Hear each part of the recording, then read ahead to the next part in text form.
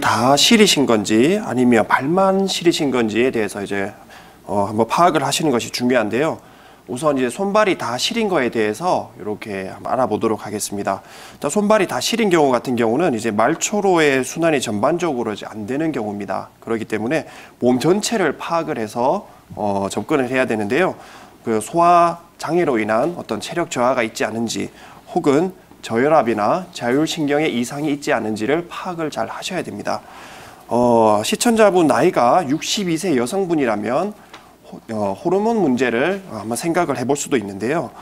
여성 호르몬의 변화가 자율신경에 문제를 줘서 교감신경이 예민해지면은 혈관 수축이 일어나게 됩니다.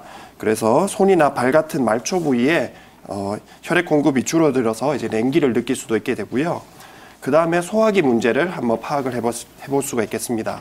그래서 한의학에서는 이제 비주사말이라고 해서 소화기가 약한 경우에 손발이 모두 차가워지거나 저린 경우 이런 것들이 생길 수가 있습니다.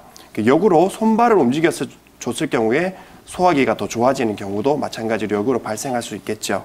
그래서 소화기가 떨어질 경우에는 기초 열량의 공급이 많이 줄어들고 말초혈관이 그에 따라서 몸의 열량의 발산을 막기 위해서 말초혈관을 수축을 시켜서 손과 발이 차가워지게 되는 작용을 몸에서 자체적으로 발생을 시키게 됩니다.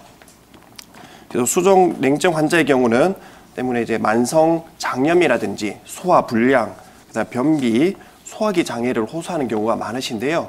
그래서 소화기 장애를 치료를 했을 경우에 훨씬 더 수종 냉증이 더 좋은 치료 효과를 나타내는 경우를 많이 발견할 수 있습니다. 자, 그다음에 이제 발만 시린 경우를 한번 파악을 해보도록 하겠습니다. 자, 한의학에서는 비증이라고 해서 막혀서 통하지 않는 그런 병증을 지칭하는 개념이 있습니다. 그 일반적으로 발만 시린 경우는 풍이라든지 한이라든지 습기라든 것이 경락을 막아서 불통을 하여 생기는 경우가 많다고 보여지는데요. 이럴 경우에 발부에 직접적으로 봉침 시술을 하여서 국소부의 혈류량을 증가시키고 면역작용을 활발하게 해서 혈액순환을 개선시키는 효과가 있는 치료를 시행하게 됩니다. 봉침은 이제 벌의 독을 추출을 해서 정제를 해서 희석해서 시술하는 것으로 국소 부위의 알러지 반응을 일으켜서 면역세포와 혈류량을 증가를 시키고 자체적으로 열량을 많이 발생을 시키는 작용을 합니다. 전체적으로 한번 혈액순환이 강하게 이루어졌을 경우에 지속적으로 호전된 상태가 유지가 되기 때문에 봉침 시술을 한번 받아보시는 것을 권해드립니다. 그 외에도 디스크 질환이라든지 골반의 문제로도 이제 다리 쪽으로 내려가는, 발 쪽으로 내려가는 신경이나 혈관이 자극을 받았을 경우에 시린 증상이 나타날 수 있습니다. 그래서 제가 정확한 진단은 환자분을 직접 뵙고 어디가 문제가 생겼는지 진단을 한 다음에 판단을 내려야겠지만은 일단 자료상으로 봤을 때는 비증으로 지금 판단이 내려집니다. 때문에 가까운 한의원 가셔서 이제 봉침 치료를 한번 받아보시는 것을 권해드리겠습니다. 일단 병원에서 MRI나 CT를 촬영을 하셨는데도 특별한 원인을 지금 찾지를 못하셨어요. 이런 통증을 원인을 알지를 못한다면 물론 디스크라든지 이런 것들은 당연히 CT나 MRI 나오고 다른 기저질환이라든지 나오지만은 아무런 정상적인 상황에서 통증이 있다라고 이야기할 때는 의심을 해볼 수 있는 게 이제 섬유근통 증후군이라는 질환을 한번 의심해 볼 수 있습니다. 무슨 증후군이라는 어떤 질환명이 굉장히 많은데요.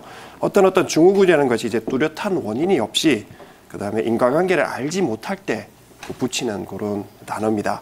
그래서 섬유근통 증후군은 특별한 이유 없이 전신의 또 통증이라든지 경직감을 특징으로 하는 질환인데요. 이 질환이 불안이라든지 우울한 감정 그리고 인지장애 이런 것들 어떤 정신적인 질환과 같이 연관이 돼서 발생하는 경우가 굉장히 많습니다.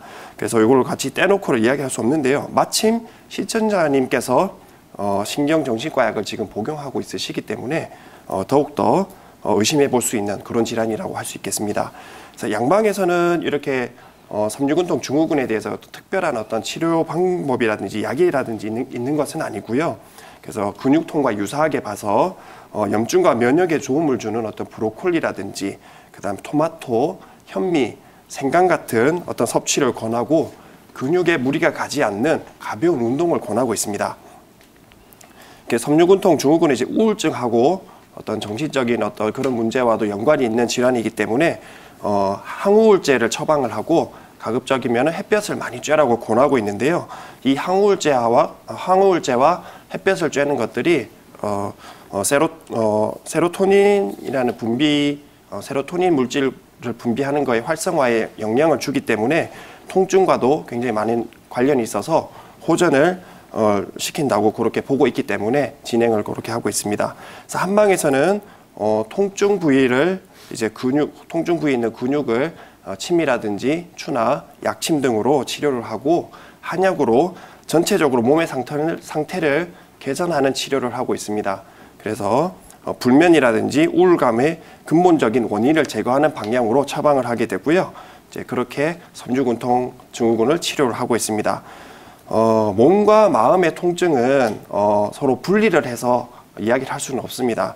항상 만성적으로 만약에 우리 몸이 계속 통증이 있고 아프게 된다면은 그 통증이 지속됨으로 인해서 몸이 굉장히 우울한 감정을 느끼게 되고 그 우울한 감정은 통증에 대한 또 집중을 가져오게 돼서 또다시 다른 강한 통증을 또 일으키게 되는 작용을 합니다.